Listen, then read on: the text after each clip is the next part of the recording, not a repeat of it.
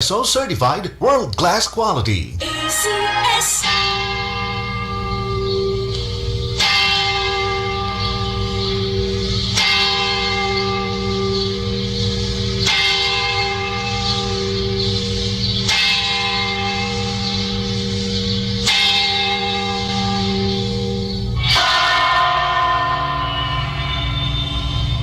The angel of the Lord declared unto Mary, and she conceived by the Holy Spirit. Hail Mary, full of grace, the Lord is with thee. Blessed art thou among women, and blessed is the fruit of thy womb, Jesus.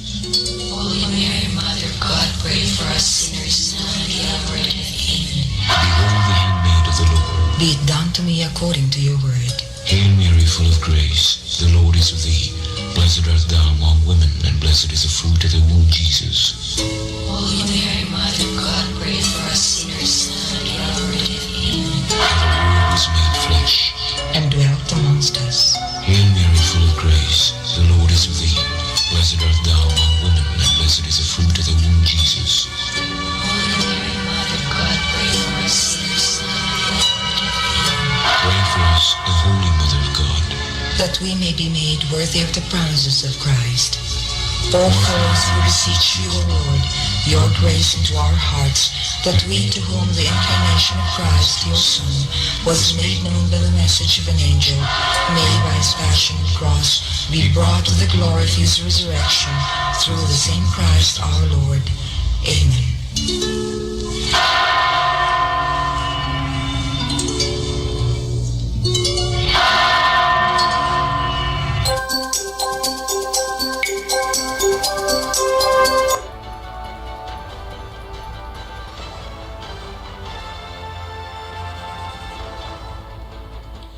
Magandang gabi po sa inyong lahat. Ako si Pio Ontiveros. Ito ang Newsnight. Lahat ng kailangan ninyong malaman sa araw na ito. Pinakamabilis na pagtaas ng presyo ng mga bilihin sa loob ng higit 15 taon na itala nitong Enero. Higit 5,000 katao patay sa malakas na lindol na yumanig sa Turkey at Syria. Libo-libong rescuer nagmamadaling makahanap pa ng survivors. Kakamustahin natin mamaya ang isang Pilipinong naninirahan sa Istanbul, Turkey. At bago umalis si Pangulong Marcos patungong Japan, 2 sa 4 na Japanese national na wanted sa kanilang bansa ipinadeport na. Mas lalo pang bumilis ang pagtaas ng mga presyo ng bilihin sa bansa sa unang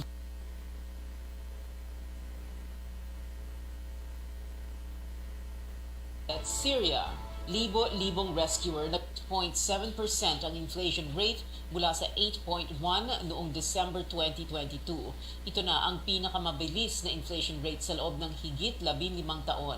Mas mataas rin ito sa forecast ng Bangko Sentral na 7.5 to 8.3%.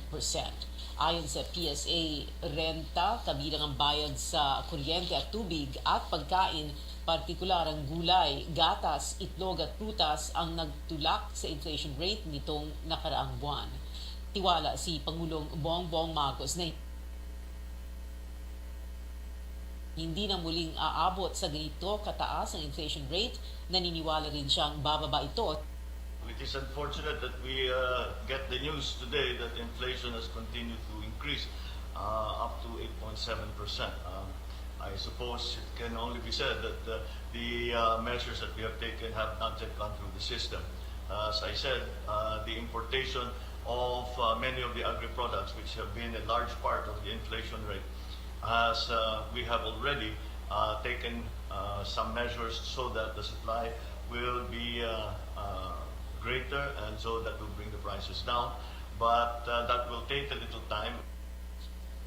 Ayon naman kay Deputy Senate Minority Leader Riza Ontiveros, ibig sabihin ng mataas na inflation rate ay kulang ang ginagawa ng Administrasyong Marcos. Git ni Ontiveros, priority issue ang pagpapababa sa inflation rate lalo't hindi sapat ang kinikita ng maraming Pilipino.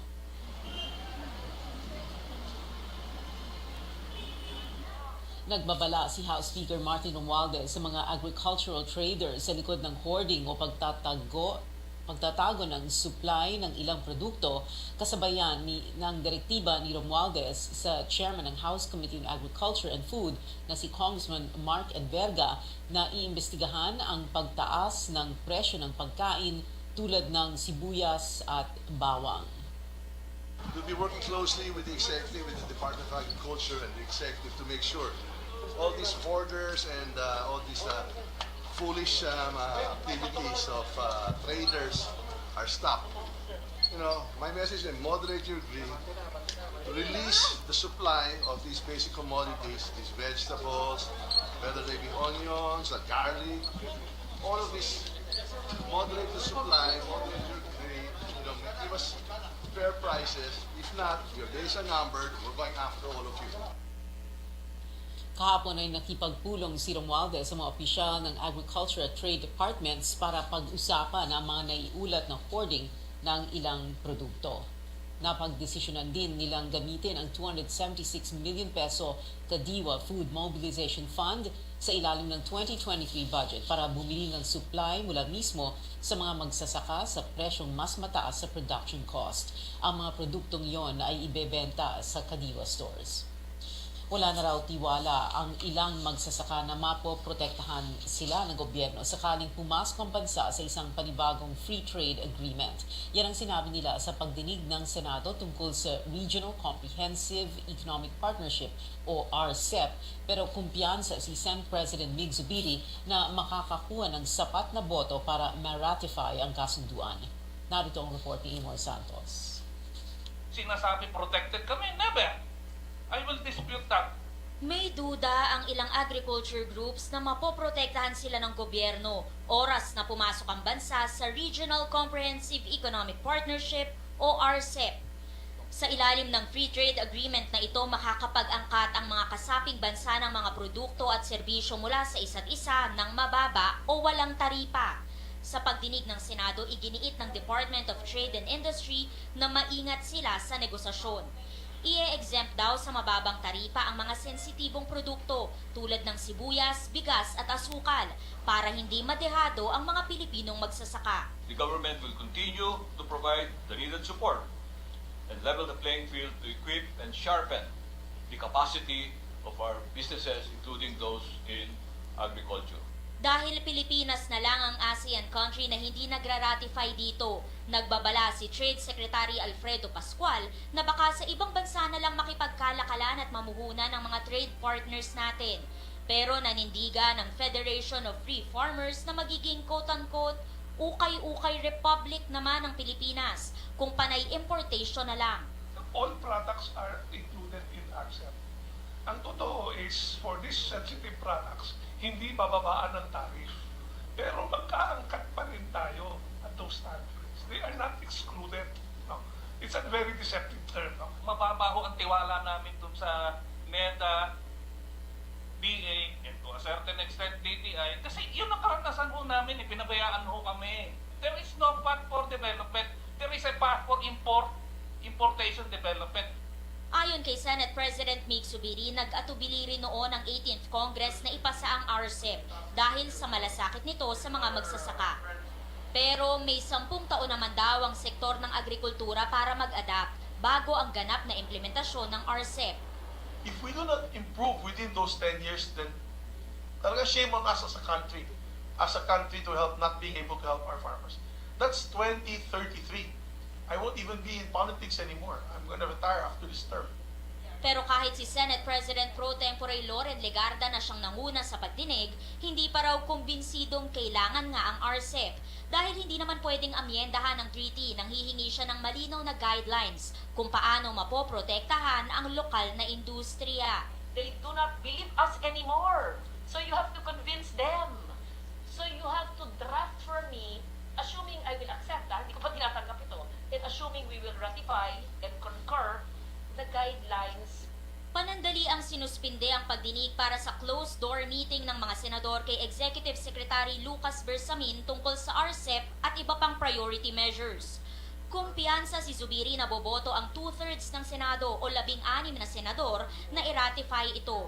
Bubuo rin daw ng isang special committee na magbabantay sa implementasyon ng RCEP. Amor Santos, CNN Philippines. Sa hiwalay na statement, kinwestiyon ni Senador Amy Marcos ang tinawag niyang pwersahang pag-udyok para madaliin ng Senado ang RCEP.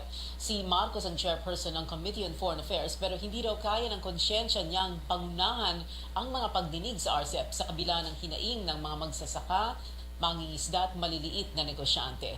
Kaya inatasan niya ang subcommittee na manguna sa hearing. Ito naman ang naging sagot ni Zubiri. But that will never end. The problems of the agriculture sector are multitude of problems, di ba? Very expensive fertilizer. Kasalanan ba ng RCEP yan? Ang paghuhuli ng smuggling, kasalanan ba ng RCEP yan? Hindi kasalanan ng RCEP yan. Kasalanan ng agency yan. Who, by the way, is headed by her brother. So I think they should have a long talk together. That's all. Sa tansya ni Zubiri, mararatify ng Senado ang RCEP bago mag-break ang Senado sa March 25 para sa Holy Week. Susunod, mga bilang ng nasawi sa Turkey at Syria tumataas pa matapos ang matinding paglindol doon kahapon. At ang malakas na lindol na yan minsan ang naranasan at pwede pang maulit sa Pilipinas ayon sa mga eksperto.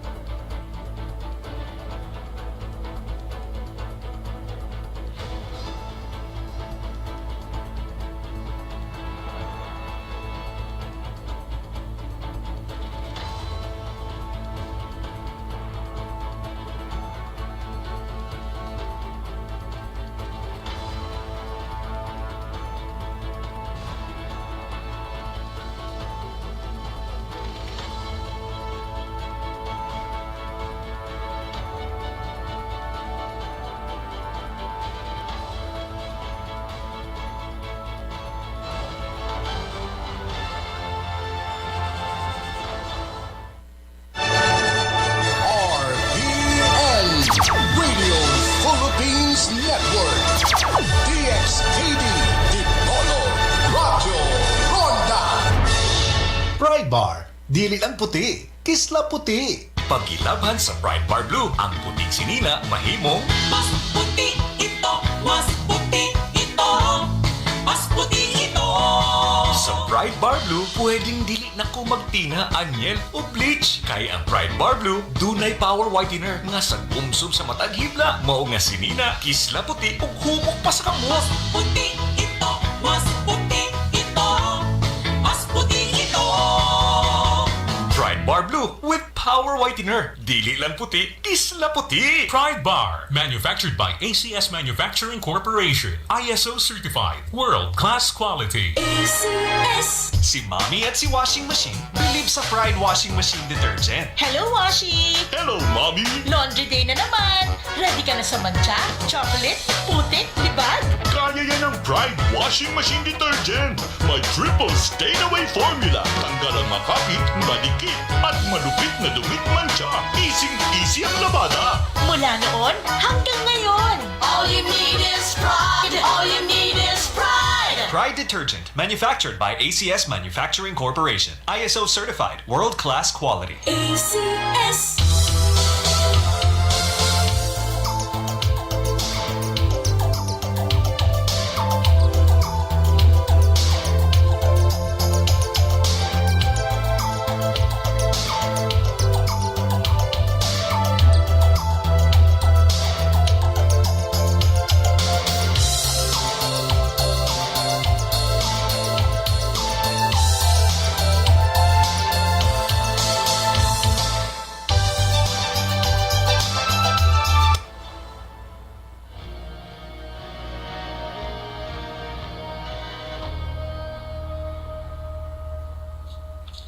Ito ang Newsnight sa CNN Philippines. Pumalo na sa mahigit 5,000 ang death toll sa magnitude 7.8 na lindol na tumama sa Turkey at Syria. Sumipa rin sa higit 24,000 ang sugatan sa dalawang bansa. Sa Turkey, tinatayang nasa 11,000 gusali ang gumuho at higit 24 oras nang na-trap sa mga nawasak na istruktura ang maraming tao. Isa ito sa mga pinakamalakas na lindol na tumama sa Turkey sa loob ng higit isang siglo. Alas 4 ng madaling araw ng Lunes sa Turkey nang lumindol, karamihan natutulog pa rin. Sa lakas ng pagyanig, naramdaman din ang lindol hanggang sa Lebanon at Israel. Nagmamadali na ang nasa 25,000 search and rescue responders para makapagsalba ng mga buhay hamon sa rescuers ang napakalamig na klima. Pinagtutulungan nilang alisin ang tipak ng mga batong tumabon sa isang bata. Gumamit na ng higit 50 aircraft at 10 barko para madala ang mga sugatan sa pagamutan.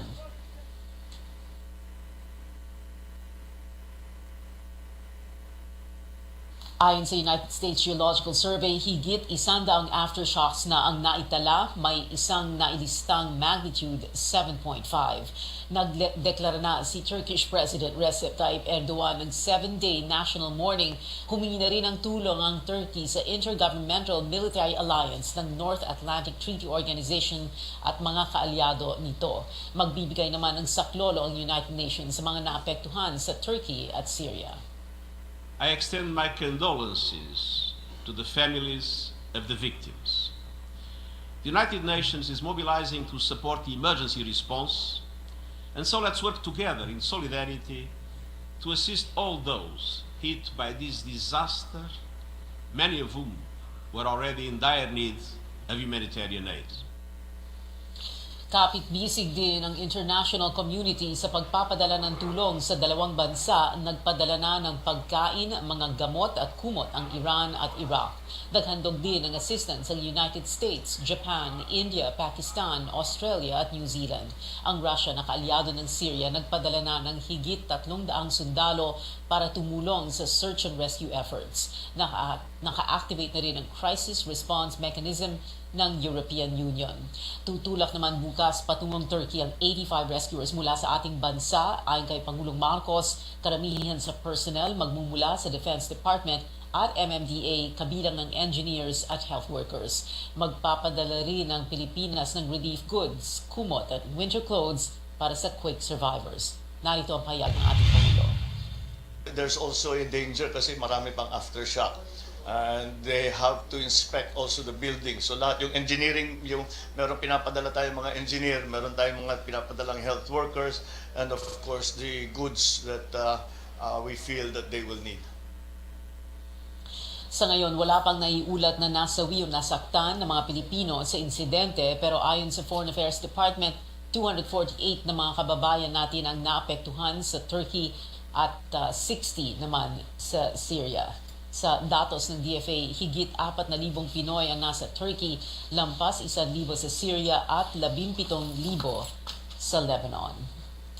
Ang mapaminsalang lindol sa Turkey at Syria hindi raw malayong mangyari din sa Pilipinas. Sa katunayan, sabi ng Philippine Institute of Volcanology and Seismology of PHIVOLCS, naranasan na sa bansa ang isang magnitude 7.8 na lindol noong July 16, 1990. Kumitilya ng buhay ng halos 1,000 tao at winasak ang maraming gusali sa Northern at Central Luzon. Ayon kay PHIVOLCS Officer in Charge Teresito Bacolcol, maraming active fault ang Pilipinas na posibleng magbigay ng higit sa magnitude 7 na pagyanig. Based on the instrumental records, it's a 7.8 yung 1990 earthquake. Yun yung pinakamataas, pinakamalakas na earthquake. Based on instrumental records, the 7.8 earthquake in Luzon. We have several active segments in the Philippines, more than 100 segments. Pero ang pinakamahaba would be the Philippine Coast. It's 1,200 kilometers from Davao to Luzon. And in fact, it just moved last week, 6.0 earthquake in Davao. That was the Philippine Coast also. Naniniwala naman ang ahensya na mas handa ang mga Pilipino ngayon sa mga lindol dahil sa regular na earthquake drills, muli ang mga paalala ng FIVOX. There's a strong ground shaking. Palagi namin pinapaalala sa ating mga kababayan to do the duck, cover, and hold.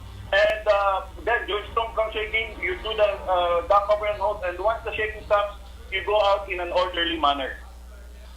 Babala ng FIVOX, hindi natutukoy kung kailan mangyayari o saan tatamang isang lindol, kung kaya't dapat laging maging alerto at handa. Atin namang alamin ang sitwasyon ng mga Pilipino sa Turkey mula sa chairman ng grupong Ako, OFW Turkey, Danilo Balisi. Magandang gabi sa iyo, Pastor Dan. Magandang gabi sa inyo dyan, Ms. Pia. Yes, Pastor Dan, let's begin with this. Nagtuturo po kayo sa isang international school sa Istanbul. Although there is not much na affected dyan sa Istanbul, meron po kayong mga kasamang mga Turkish na teachers na umuwi sa mga kanilang mga probinsya in the affected areas. What happened to them? Have you heard from them? Actually, I'm part of the administration of the school. We're reaching out for our 2 teachers who made their vacation sa Hatay province. At as of now, wala kaming communication sa kanila. And we hope to hear from them soon.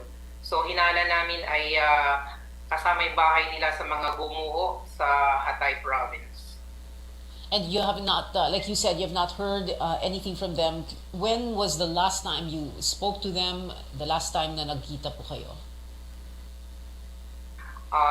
Our school made a semestral break 2 weeks ago. So that was the last time na nagkaroon kami ng communication.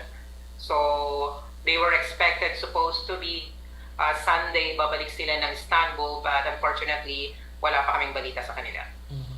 Do you have other friends who are friends, colleagues, co-workers who are there sa mga affected areas? And meron bang mga Pinoy na alam mong nandoon? Actually, based on our data, may mga kasamahan kami na na-trap doon.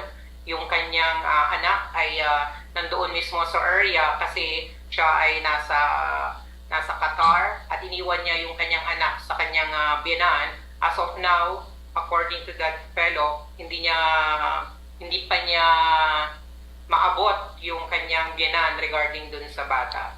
Pinoy, at saka yung isa pang kababayan natin, nag-take cover lang sila sa kotse. Hindi pa sila pwede bumalik sa bahay nila, although they are safe. I see. So may isang, you have a Pinoy, is that right? A Filipino national na kilala ninyo na yung anak niya nandoon sa affected areas and he has not heard from them at yung biyanan niya. Wala pang balita ko doon. This must be very, trying for so many people, lalo na't naghihintay, no? Can you tell us more about what it's like to wait for word? Actually, ginagawa namin lahat yung paraan kasi they are part of the school and part of our organization. So gusto naming malaman kung safe ba sila. Kaya ang Turkey ay sinasabi sa lahat ng mga tao dito na mag-upload ng APAD wherein we can trace the people kung safe ba sila o hindi. But as of now, we are still reaching out for people. Yung sabi nga is 5,000 na yung namamatay and we are expecting more. Kahit kami dito sa Istanbul ay hindi mapakali kasi last Saturday morning we had the 3.0 magnitude at 3 o'clock in the morning. So, especially we're living in a high-rise building, nakakatakot. Hindi naman kami pwedeng maghintay sa labas, sobrang lamig sa labas. So, these are the things na nararanasan namin ngayon dito. Ang daming reports coming out of Turkey and Syria and syempre yung unang-una doon, yung casualty count. Like you said, 5,000 plus already. Pero ano yung numbers in terms of missing or yung mga nata-trap? This must be in the tens of thousands. Yes, according to them, hindi pa nila ma-identify, but more or less mga around 10,000, something like that, kasi that was the time na bakasyon ng mga tao. So most of them, they went back to their provinces and preparing to come back. So we're still looking for those numbers, Pia. At the same time, yung isang problema daw ng mga rescuers is the extreme cold, right? And as a matter of fact, you are bundled up very much, no? Yes, kasi po ako, hindi ka naman pwedeng mag-stay sa labas kasi sobrang lamig at this was the time na nagkaroon ng snowstorm kahapon dito. So everywhere wala kang mapuntahan. Kaya as of our small efforts, lahat kami po ay nagbibigay ng tulong at gumagawa ng paraan makatulong man lamang sa mga biktima. And they are asking for more. Kaya agarang pangailangan ng mga tao doon yung nasa shelter, nag-text sa amin, nasa tent lang daw sila, so kailangan nila ng isang malinis na blanket. But most of all, kailangan talaga nila ng temporary shelter wherein ginagawa naman lahat ng gobyerno at saka mga NGOs dito. It's very sad to hear, no? But ang daming mga countries that are responding already. The Philippines, the Marcos administration sending also help for rescue. Is there anything else that is needed, Pastor Dan? Yun yung kailangan talaga, yung rescue kasi recently isang coworker namin dito, yung tatay niya, kakahugot lang doon sa rubbles. And then, nung pagkagising niya, nung kasama niya, hindi niya na alam kung sino siya. So, umiyak kay isang kasamahan namin dito. So, we're trying to pacify, to calm her down. Kasi yun yung nangyari sa tatay niya. After 24 hours, nahugot yung tatay niya. So, marami pa ang nandoon sa ilalim ng mga building na yun. Most of them kasi luma yung building na yun eh. So, talagang prone sila sa ganong pagguho. Wow, yung tatay, how old was the father? And then 24 hours under the rubble, how old was he? How old is he? He's now in his 60s. 60s, and he survived 24 hours, huh? And so I'm Yes, sure 24 hours. Ang daming ganun, ano? People being pulled from the rubble, tapos, well, thankfully, yung iba buhay, yung iba hindi. They must have, yung mga injuries nila, for example, yung tatay ng kilala ninyo, Pastor Dan. Actually, as of now, hindi niya ma-identify kung sino siya. So, there were some assumption na nagkaroon ng amnesia or pagkabagok ng ulo niya. Kaya for now, hindi niya pa nakikilala yung mga relatives niya na nandoon, na nag-rescue sa kanya. Alright. Pastor Dan, thank you very much. Maraming salamat sa iyo at ingat po kayo dyan. Pastor Dan Balisi, na chairman ng grupong Ako OFW Turkey. Abangan mula National Basketball League ng Australia, magpapakitang gilas naman si Pinoy big man Kai Sotto sa bago niyang koponan sa Japan. At mga rarampa sa Binibining Pilipinas 2023 pageant, inanunsyo na ang mga detalye niyan at iba pang istorya dito sa Newsnight.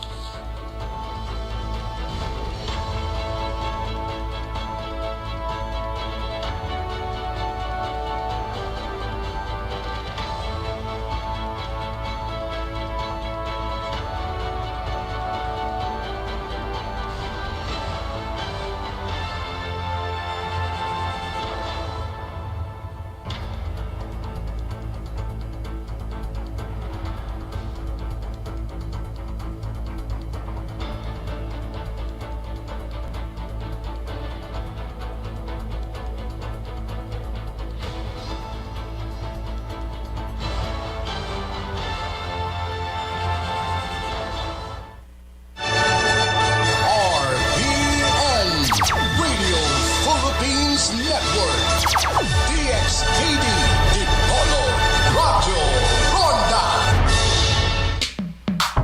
Sa panahon ngayon, kau ba'y sigurado? Kau ba'y protektado? Ang pamilya ay i-shield mo. Laban sa bakterya, i-shield mo. Labanan pati virus, i-shield mo. Shield Bat Soap. Patay ang 99.9% of bacteria and virus tested. Believe ang mga eksperto sa Philippine Nurses Association. Sa sakit protektado, i-shield mo. Pamilya protektado, i-shield mo. Shield Bat Soap. Manufactured by ACS Manufacturing Corporation. ISO certified world-class quality. ACS.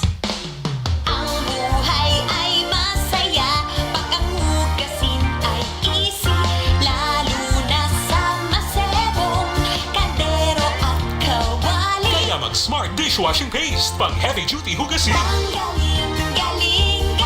Smart! Yan ang Smart Dishwashing. May double tanggaling formula, tanggal galingan sebo at bakterya. Kaya ang Smart #1 Dishwashing Paste. Smart! Yan ang Smart Dishwashing. Smart Dishwashing Paste. Manufactured by ACS Manufacturing. ISO certified. World-class quality.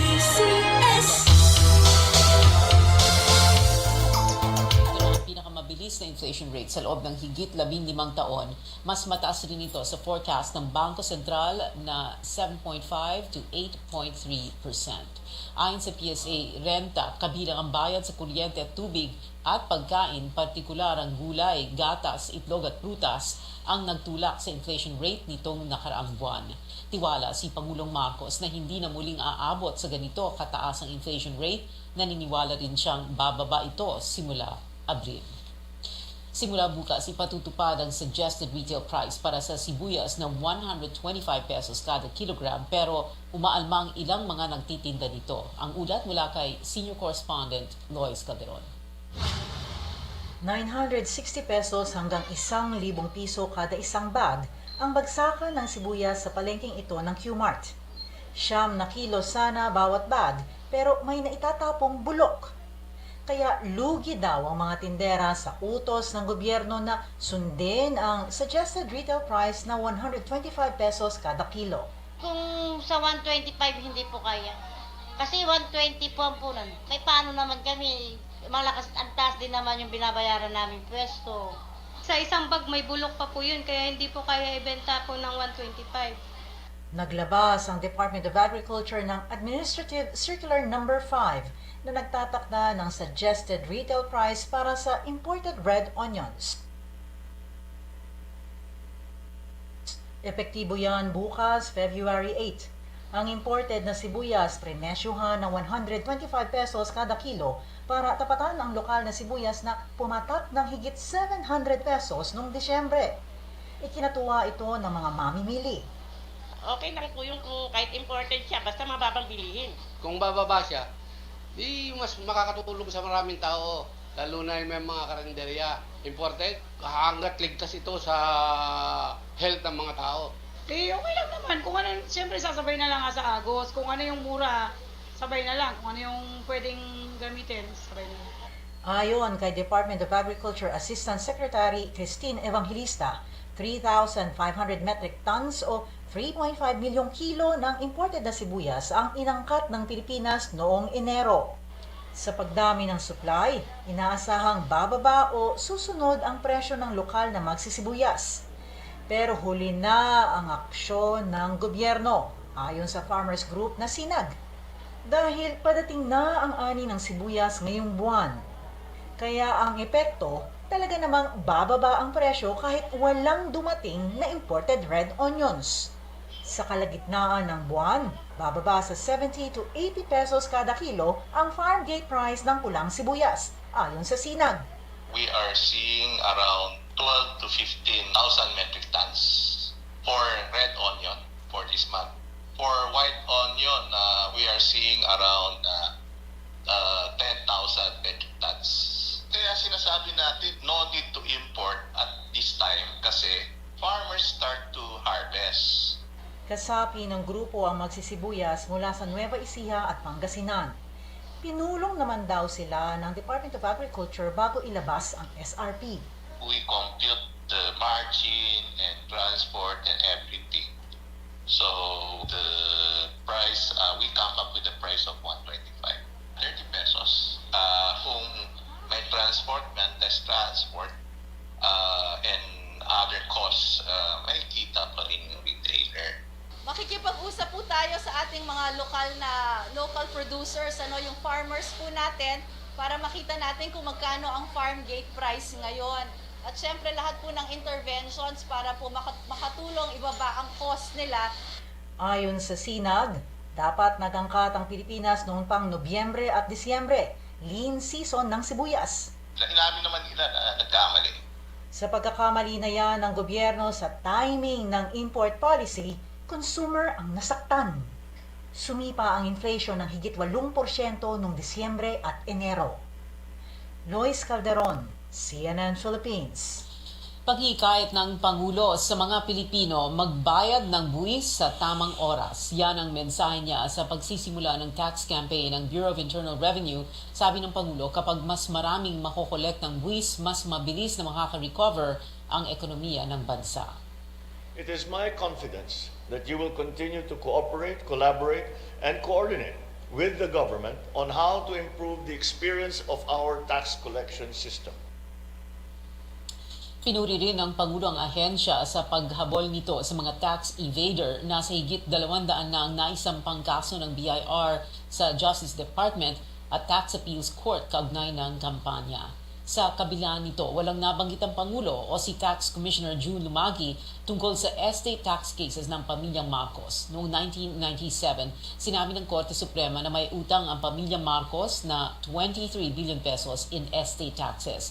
At dahil sa penalties at surcharges, lumobo na umano ito sa 203 billion pesos. Sa isang panayam noong nakaraang taon, nabanggit ni Ginoong Marcos na bukas siyang muling pag-usapan ang issue.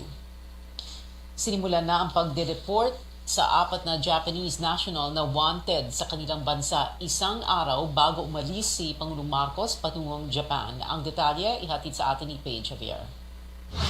Pinailis na sa Pilipinas ang 2 Japanese fugitive na si Kyoto Imamura at Toshiya Fujita Martes ng umaga. Bandang alas 9 nang isakay sila sa Japan Airlines flight kasama ang Japanese police na mag-e-escort sa kanila pabalik. Haharap sila sa di umano'y pagkasangkot sa malawakang nakawan sa Japan at iba pang kaso. Ayon kay Justice Secretary Jesus Crispin Remulla, pinapakita nito na hindi nagkakanlong ang Pilipinas ng mga kriminal. I think that this is already an assurance to the Japanese government and the Japanese people that we will not allow our system to be frustrated by these tactics of lawyers who file frivolous cases. So it's a signal that criminals cannot hide in the Philippines. We will deport them. Sunod nang ide-deport sina Yuki Watanabe alias Luffy, ang itinuturong mastermind ng krimen, at Tomonobu Saito. Yan ay matapos i-dismiss ng Pasay Regional Trial Court Branch 109 ang kaso laban sa kanila. Ayon sa Pasay RTC 109 Clerk of Court, maghahain ng motion for reconsideration ang abogado ng private complainant. Pero iginiit ni Remulla, tuloy ang pag-deport sa kanila bukas. It looks like it's a done deal. The court has spoken about, I think that's the best bet, that deportation will happen tomorrow. Why they might have to do it in the evening. So the 7 escorts can be accommodated together with the 2 fugitives. Isinagawa ang deportation bago umalis patungong Japan si Pangulong Bongbong Marcos. Naniniwala si Remulla na ikinatuwa ng Japanese government ang pagpapabilis sa proseso kaya hindi na ito pag-uusapan pa. I don't think that it will be raised anymore. It will.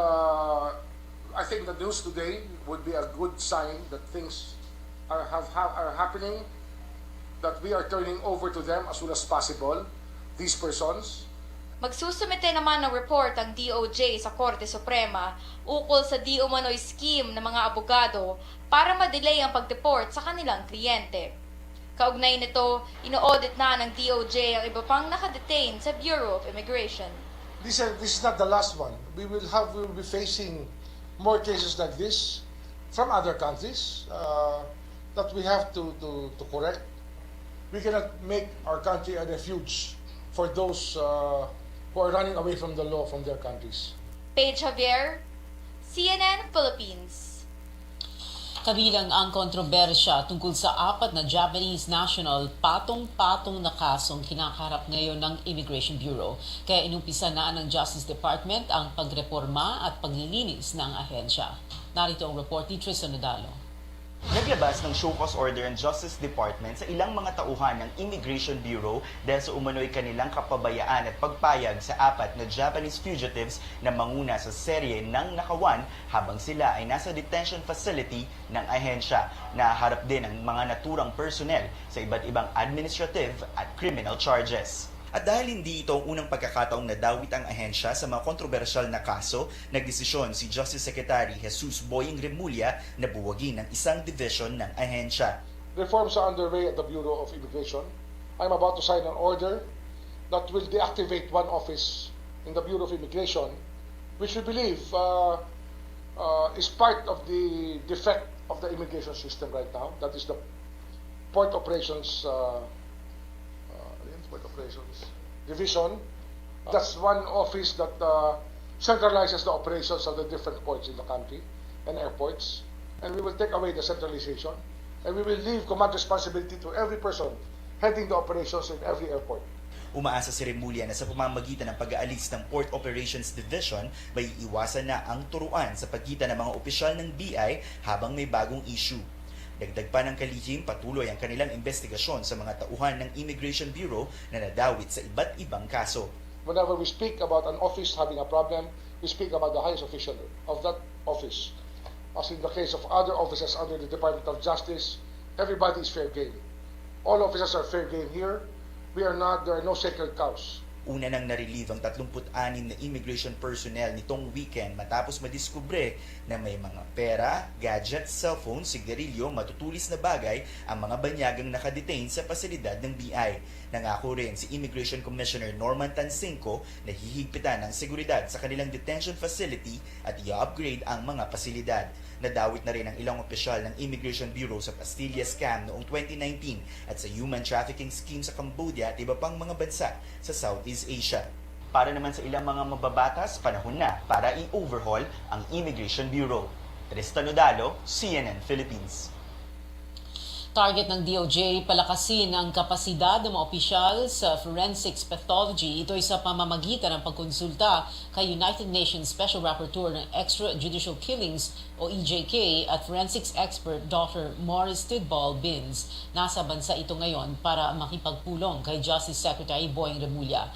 Nais ng DOJ magsagawa ng seminar para sa mga kawani ng gobyerno sa mga susunod na buwan sa pakipagtulungan ng UN official.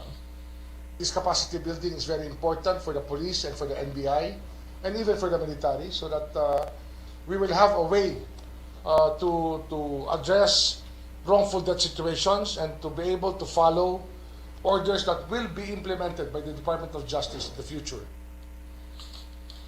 Pero nilinaw ng UN na ang pagbisita ni Binns ay walang kinalaman sa kanyang papel bilang UN Special Rapporteur on EJKs. Plano ng magretiro sa politika ni Senate President Mig Zubiri pagkatapos ng kanyang termino bilang senador na hanggang 2028 na lamang. Sinabi niya ito sa unang pagdinig ng Senado ukol sa isang Regional Free Trade Agreement nang banggitin niyang may 10 taon pa bago ang full implementation nito. Anya, wala na raw siya sa mundo ng politika sa panahong yon. At para naman sa mga natapos na ang kanilang termino bilang Pangulo, nais ni Senador Robin Padilla na italaga sila bilang presidential advisor at ang kasalukuyang presidente naman ang pipili kung saang area makakatulong ang mga ito. Nabanggit din ni Padilla, maaring gawing advisor sa law enforcement o foreign relations ang dating chief executive na si Rodrigo Duterte. Itong rekomendasyon matapos magpayag ng suporta ng senador sa panukalang magbibigay ng dagdag na benepisyo sa mga naging Pangulo. 3 na lang ang buhay pang mga dating Pangulo, sina Joseph Estrada, Gloria Macapagal Arroyo at Rodrigo Duterte.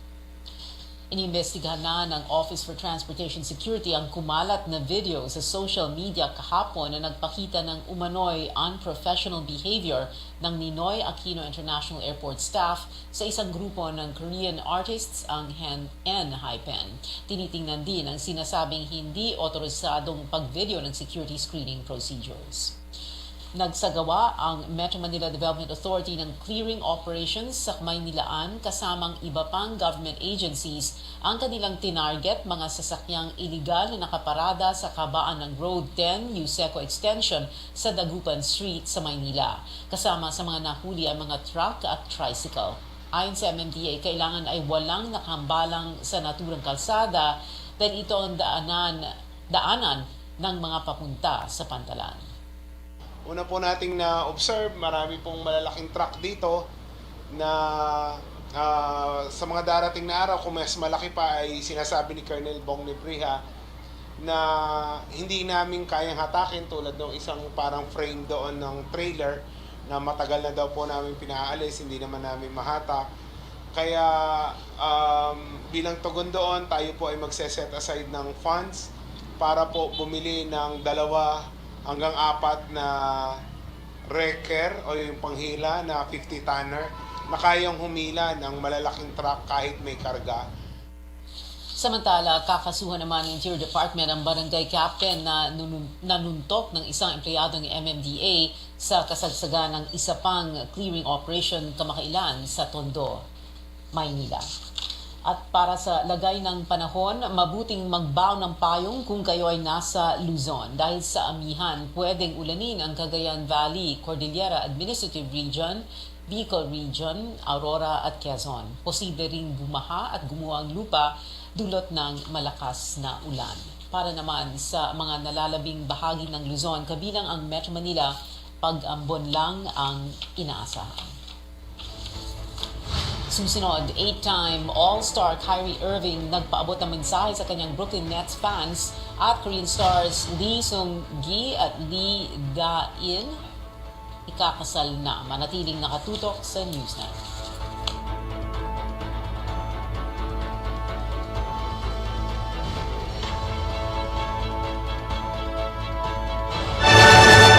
RPN Radio Philippines Network.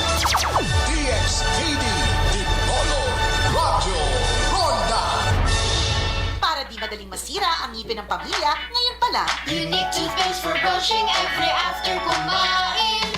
dahil ang unique toothpaste may Max Protect formula.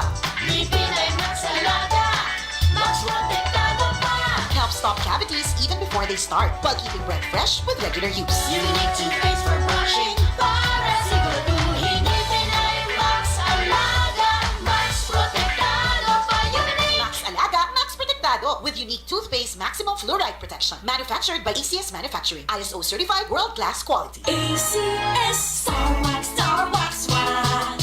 Star Wax, Star Wax Wax. Always remember, sa paglinis, pakitawin ang sahig. Mrs. Star Wax Wax. Kitang na to the max. Star Wax ang #1 floor wax. Dunay waterproof formula. Bisan yaman ng tubig, mabalik ka sinamang sa loob. Star Wax Wax. Kitang na to the max, max, max. Star Wax Floor Wax. Manufactured by ACS Manufacturing Corporation. ISO certified world-class quality. ACS. Ang bago nilang Asian import ngayong 2022-2023 season. Pinalitan ni Soto ang isa pang dating Gilas Pilipinas standout na si Justin Baltazar. Ani Soto, tutulungan niya ang Dragonflies na magkampiyon ngayong taon. Nagpasalamat din siya sa pagkakataon na makapaglaro sa koponan. Bago tumulak sa Japan, 2 taong naglaro si Soto sa National Basketball League ng Australia. Nagdesisyon itong umalis ng maagang ma-eliminate ang kanyang koponang Adelaide 36ers ngayong season. 2 beses nanalo si Soto bilang fans MVP sa 2 taon niya sa Australia.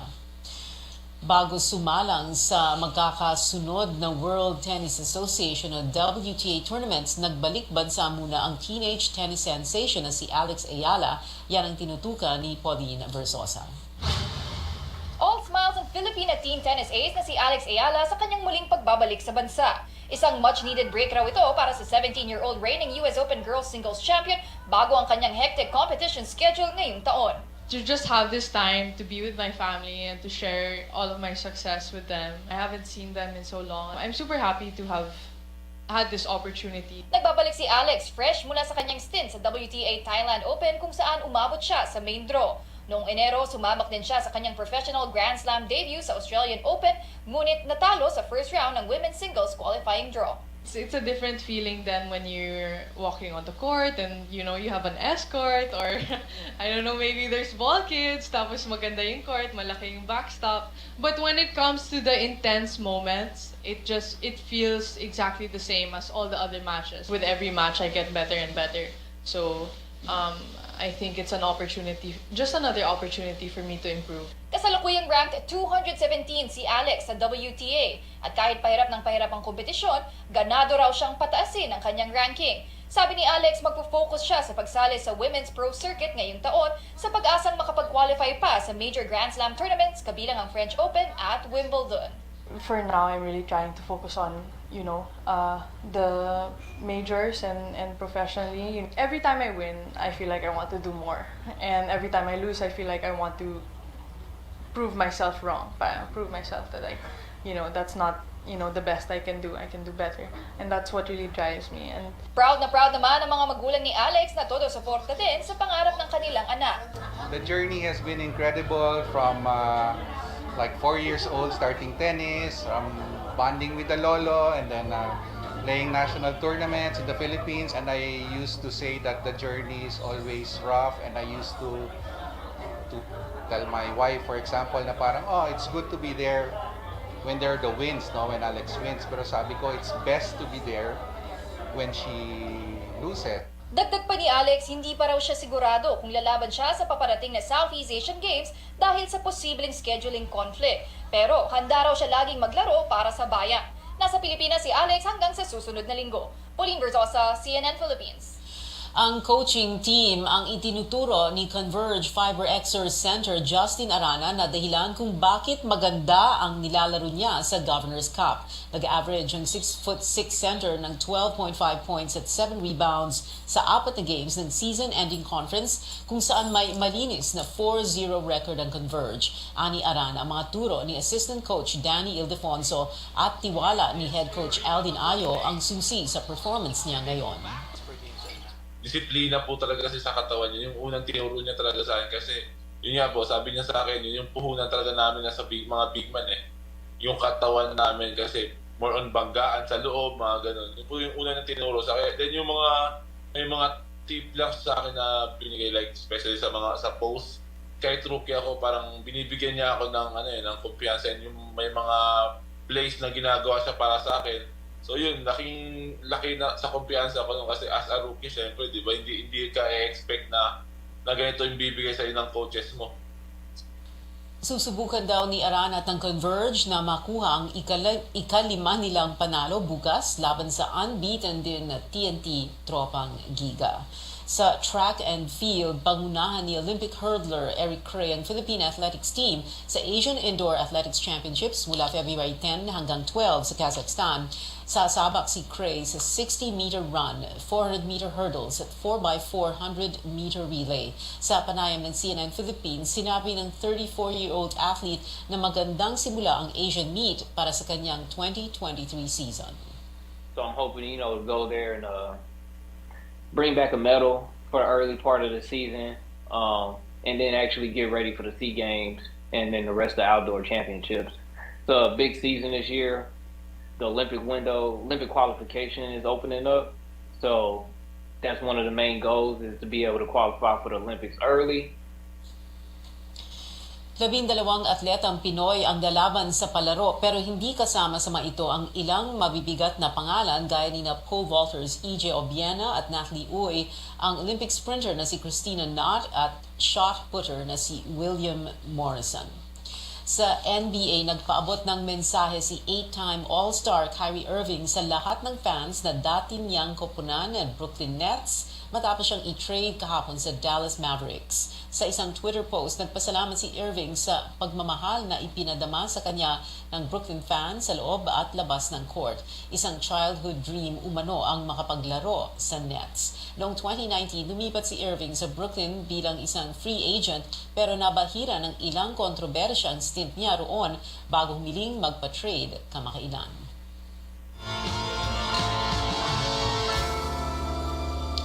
Inilabas na ang kumpletong listahan ng top 40 candidates para sa Binibining Pilipinas 2023. Iyan at iba pang showbiz updates hatid sa atin ni Sam Sanwani. Sam.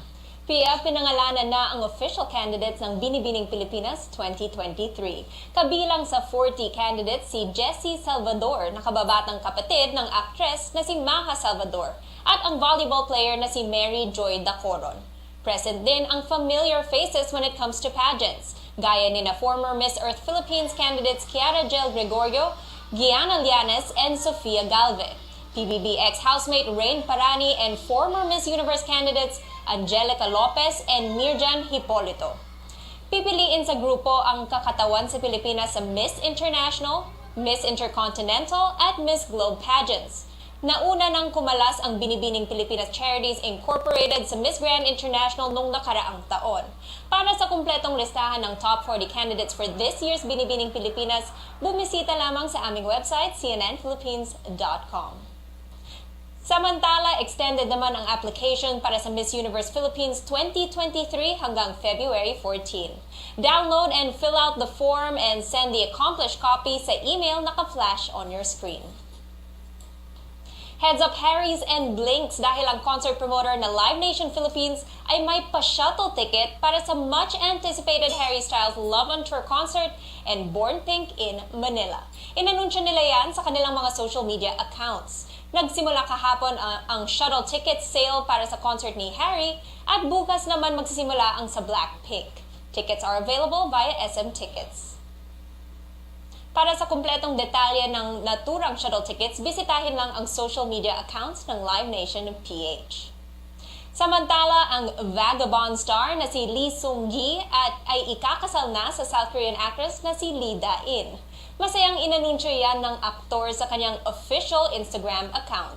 Ito raw ang pinaka-importanting desisyon na ginawa niya sa buhay. Anya, we have decided to spend the rest of our lives together as a married couple and not as lovers anymore. He also revealed na mangyayari ang wedding na ito sa April 7. Nilarawan din ng aktor si Da-in as a loving woman with a warm heart. And so this is the person he wanted to keep by his side forever. Matatanda ang kinumpirma ng dalawa ang kanilang relasyon noong May 2021. Pinakilig naman ni Christophe Barriou, ang boyfriend ng The Leader star na si Nadine Lustre, ang ilang netizens, lalo na ang fans ng aktres. Matapos mag-share ito sa kanyang Instagram ng snaps of their Palawan adventure. Ani Christophe, excited daw siyang ipakita kay Nadine ang kanyang favorite spots. Dagdag pa niya, they did a road trip of the full southern loop of Palawan, stopping by waterfalls and getting amazed with cliffside views. Umani naman ito ng kilig reactions. Ayon sa fans ng actress, masaya raw sila na Nadine is now living her life to the fullest. Usapang K-pop naman, trending ngayon ang pagbabalik ng dynamic trio na 17 subgroup BSS after almost 5 years. Yan ay matapos nilang i-release ang highly anticipated na single album na Second Wind. Ito ang kanilang first comeback album matapos ang debut song na Just Do It. Binubuo ang BSS ni na Sungkwan, DK, and Hoshi. It's a wrap, demigods. Ang season 1 ng Percy Jackson and the Olympians has officially finished production. Binahagi yan ng production